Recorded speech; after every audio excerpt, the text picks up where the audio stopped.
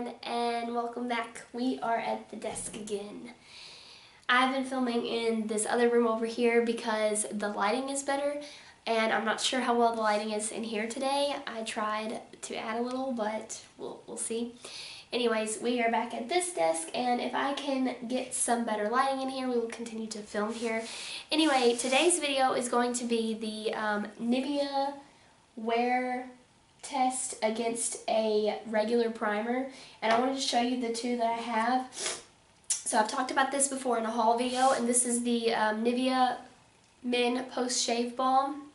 Yeah, and it's the sensitive formula, and this is really highly talked about on YouTube as a face primer. It has glycerin in it, and that allows the makeup to stick to the skin better. So I wanted to do a wear test where I did half of this on one side of the face and then half of another primer, or a primer on the other half of my face. And the other primer that I chose to use against this was the Smashbox Photo Finish Foundation Primer in the, it says light oil free. And this is just a small travel size that I got for Christmas, and it's just a standard Smashbox face primer, I believe. It is the best brand that I own. The other brands that I own are drugstore brands, and this is the only high-end brand that I have, so I thought I would use the high-end brand against the Nivea to really test it out. I'm going to link below the Kathleen Lights video, because in her video, as the day goes on, you can see how her bronzer moves around on her face on the regular primed side versus the Nivea primed side, where the bronzer doesn't move at all, it still looks freshly applied, and that's really impressive to me. I don't know if I'll get that to show up on my video today, so I wanted to include hers in the link below in case you would like to see it. And I'm still sick if you can't tell, but I am pre-recording this video, so hopefully when this goes up I won't be sick anymore, but we'll see. And then I wanted to also mention, the dogs found a way in. Then I wanted to also mention, hey, stop. Then I wanted to also mention that I'm not wearing my CoverGirl foundation like I always do. I bought a new one from the Almay brand, and this is the Truly Lasting Color 16-Hour Makeup. This is in the shade Ivory 120, and this claims to still look freshly applied after 16 hours. It says it helps nourish and protect skin for 16 hours, looks freshly applied all day, and hypoallergenic, won't clog pores, oil-free. And so I just wanted to try out this brand. I haven't tried this one before, and that is the foundation I'm wearing today. So it is supposed to be a long-lasting foundation as opposed to my CoverGirl, which doesn't, I don't know if it claims to last any certain amount of time. So this probably wasn't a very good foundation to test today against the primer, because if the primer works really well, then it will probably last regardless. Okay, so that is all I have to say for this portion of the video. I'm going to check back in later today. I'm on my way to Bible study class, and we have lunch afterwards, and I'm going to try to pick up some jeans. But it will be later this afternoon before I can check in with you, and I will do that outside since it will still be daylight and it's raining outside, so this is probably not a good idea to do this video. But we will see how it works. I was going to do it outside, I don't know now. So I will check back in later, which will be several hours from now, and then maybe do a final check-in, maybe not, I'm not sure. So for now, I'm going to do a close-up on my makeup so that you can see it freshly applied, and if the camera will pick it up well enough, and then later throughout the day we can see if it moves any. And I forgot to mention, the Smashbox primer is on this side of the face and the Nivea is on this side of the face. So let me do a zoom in, a close-up or whatever, and see if you can see anything now, and then compare it to later this afternoon.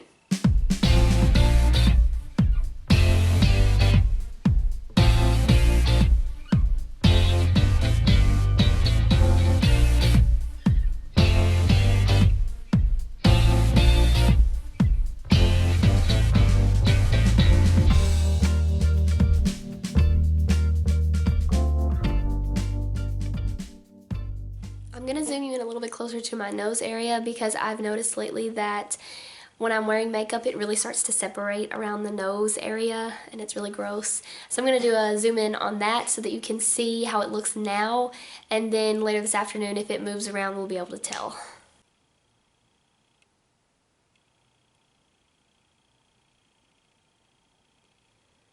I think right now it mostly just looks a little flaky, but I can tell that it's not actually moved around. But you could probably see that the makeup is sitting up on there. I can never get good coverage around my nose.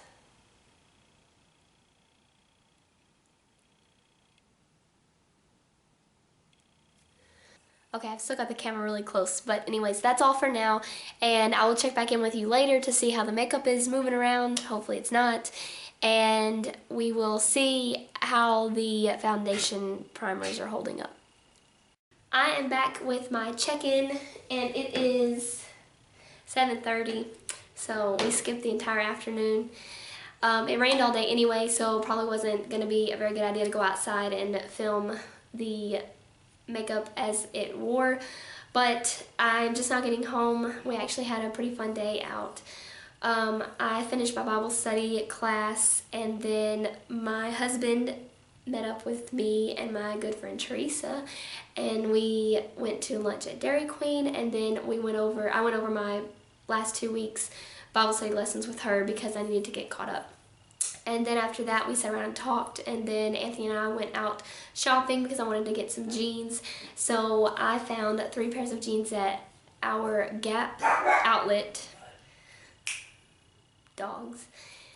At our Gap outlet, and I got a pretty good price on them. They were a pretty good price. They were $25 each, and then I bought 1 pair for $35. And I was pretty pleased with that price. And they're really nice, comfortable, loose-fitting jeans. They feel good, and they look good too. And then we finished up in time to catch the Star Wars movie. I think it is in its last few days playing at our movie theater, so we caught that movie just in time at 4 o'clock and went to go see that movie, and then we debated on whether we should go out to dinner, but we were too full from popcorn and candy, so we came home. So I'm just now getting home, and it's 7:30, and that's been my entire day. So I didn't get a chance to check in earlier today, and this is probably going to be my final check-in because as the day goes on, I'm going to be getting ready for bed, and I'm probably not going to want to sit back down and film really quickly. But at 8 o'clock, it's 7:32 now, at 8 o'clock I will have worn my makeup for 12 hours, which is, today was a really good day to do it because today would have been the only day that I would have woken up early to put on makeup because I went to my Bible study class. Any other day I would have had to wake up early just to put on makeup, and I would have never gotten around to that. So today was a good day to do it, and today was a good day because it may be one of the final times that I can go to Bible study class, because when I start my new job on March 1st, I'm not sure how many Wednesday mornings I'll have available to go to class then. So today was a good day to do it, and probably one of the last good days to do it. So, I just checked my makeup in the mirror just now before I started talking to you, and I did not notice anything as far as which one wore the best. I want to say the Nivea, but I'm probably just making that up. In the light, not in this light, but in like, I shone my flashlight on my face. In the light, it seems that there is a little bit of blotchiness on my forehead, maybe a little bit more on this side, and then I think a little bit of the redness on my chin came through a little bit more on this side, which is the Smashbox primer side. However, I do want to mention that I'm very impressed with the wear of the foundation, which I told you this morning was a different foundation. It is the Almay TLC 16-hour makeup, and the normal makeup that I wear is a CoverGirl foundation. And this is a 16-hour wear makeup, so I think that has a lot to do with why the makeup still looks so fresh. The foundation anyway, not the rest of it.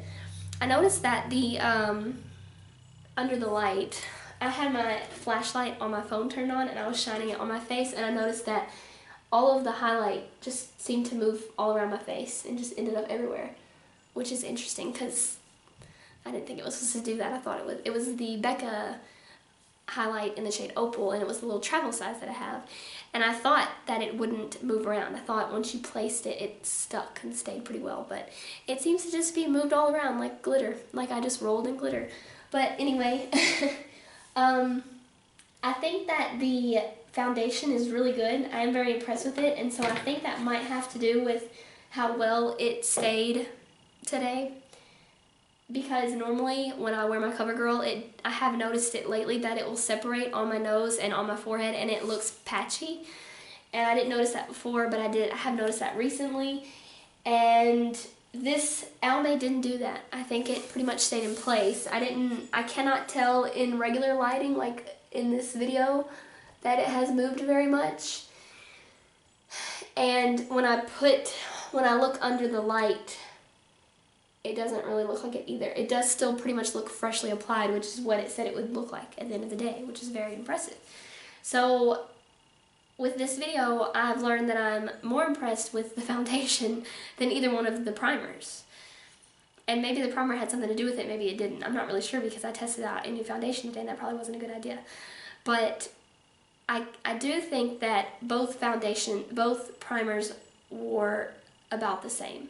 I didn't notice anything different. I mentioned earlier today in the Kathleen Lights video that her bronzer looked splotchy. So that would mean that her bronzer moved around after she applied, or throughout the day as her makeup wore.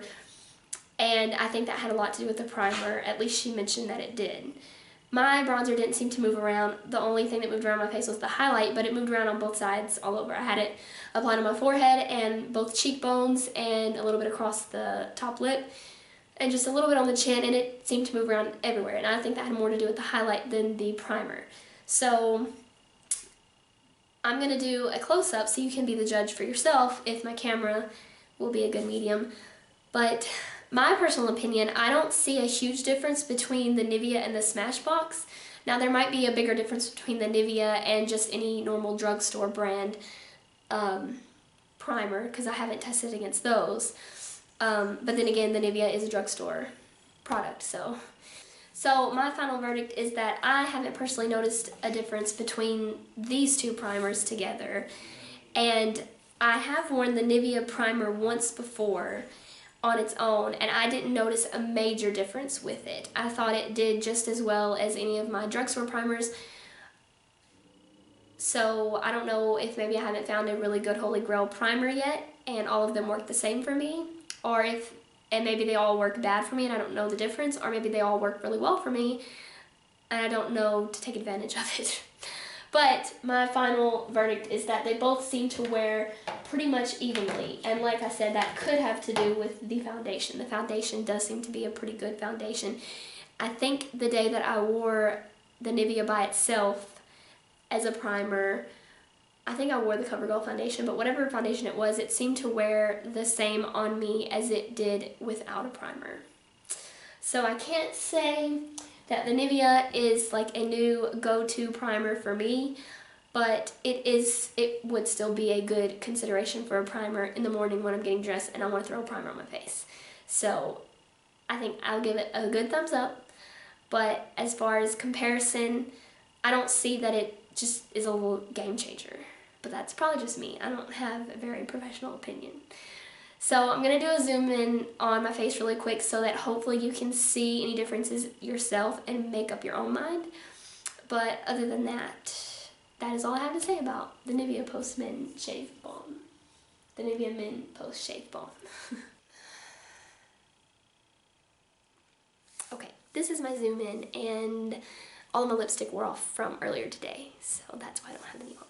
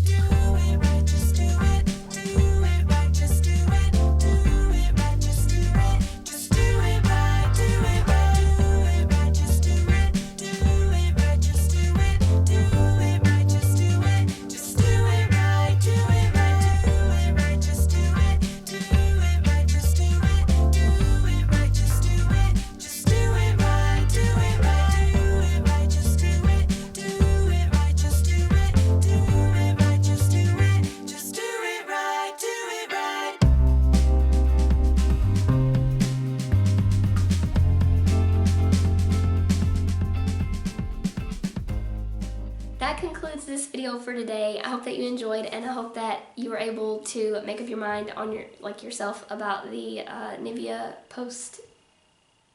Men Post Shave Balm. I used to be able to say that, and now I can't. Hope that this was helpful for you to make up your own mind about it. It is only $6, and it comes in a nice glass bottle, so it is worth the money if you are curious about it and want to try it out for yourself. And it does work nonetheless, even if it may or may not be better than a higher end primer, it still works as a primer. So give it a try if you're interested, and thank you so much for watching this video, and I'll see you in the next one. Bye!